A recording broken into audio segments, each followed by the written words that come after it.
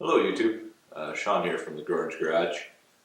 Today I'm going to be sharing a new hobby with you. I've recently started making knives, and so I've decided to make a multi-part sort of series to kind of share with you, what I'm doing, how I'm doing it, and the lessons learned along the way. So this is the first video, and today I'm going to talk about design and layout.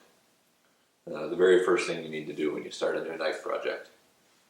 So when starting out in knife making or starting any knife making project, the first thing you need to do is kind of figure out what you're going to make.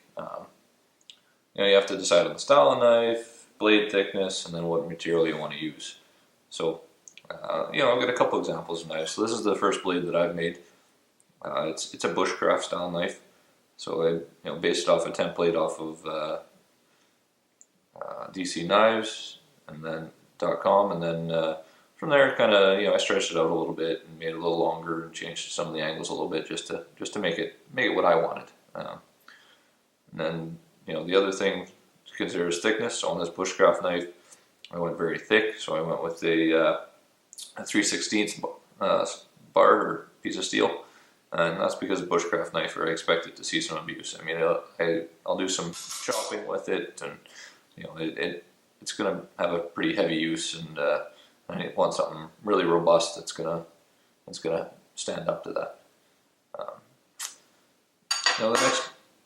The next knife I'm looking to make is a kitchen knife, so kind of like a chef's knife, but a Japanese style. So they call it a Gyuto.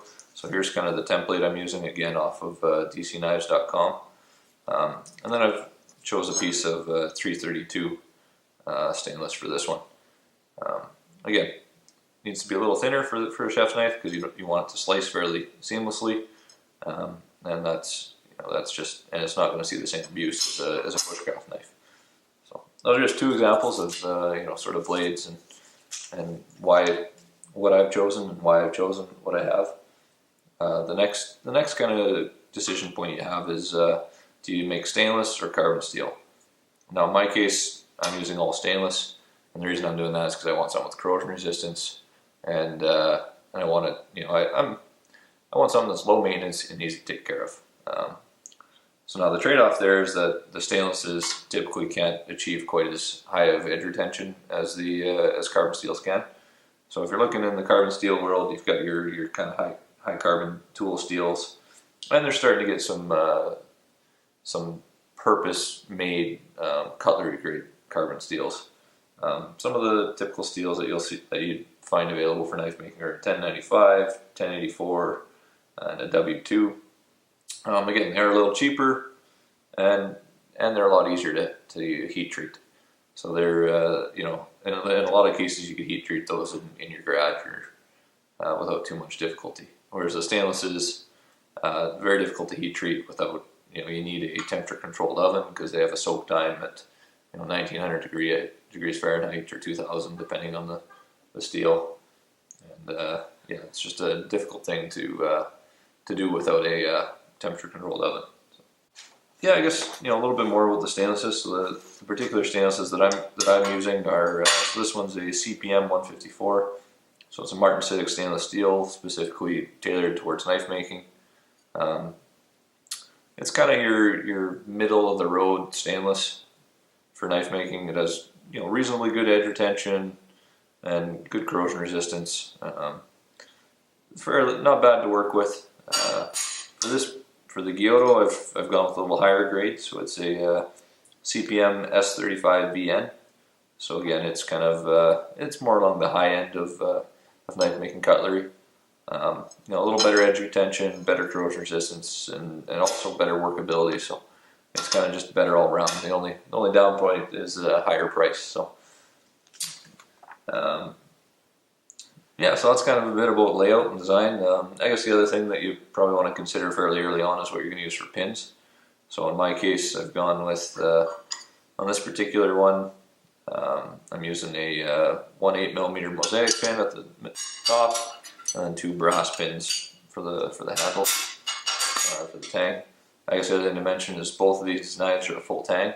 I haven't quite ventured into some of the other tang designs, but I expect to do that in the future, but for now, I'm happy with the full tanks. They give you pretty good balance, and they're a little simpler to make for a new knife maker. For the Giotto, I'm going with a stainless 4/16 stainless pins. So I got a 1/4 inch for the top. Also got a piece of 4/16 stainless bar that I'm going to be using to make some, I believe they're called bollards, but some of the ornamental pieces. And then again, some 1/16 inch stainless rod to pin those. Maybe I'll talk a little bit about scales too. So for scales, again, you don't need to make that decision right away. You can kind of deal with that later. For this particular knife, I've gone with a zebra wood. So again, you want to use kind of a hardwood, something that's going to be fairly durable, and then I'm going to have to finish it somehow. I'm still trying to figure out what the best way to finish it is. I'm thinking maybe a tung oil or something along those lines. But yeah, so I'm kind of at the step where I need to start sanding these out and putting them on the knife, making it look like a knife. And then the other thing you need is some epoxy. So in this case, I've got some acrylic glass. In future videos, I'll kind of mention some of the other options that are available for epoxies or that are typically used. Then for the Giotto, I've got some acrylic. I'm pretty, I think these are going to look pretty slick. And these with all stainless components should be a fairly robust kitchen knife. Might even be able to go in the dishwasher. Haven't quite decided yet, but whether I want to take that risk. But anyway, so that's kind of the basics or the starting points for a layout. Like I said, I'll post a few links in the description of the video, just for anybody who's looking for more information or looking to pick up some supplies. Well, we're at the end of the first video of the series. I hope you enjoyed it, found it useful. Please subscribe, and you'll get notifications for the new videos. I'm going to try doing weekly.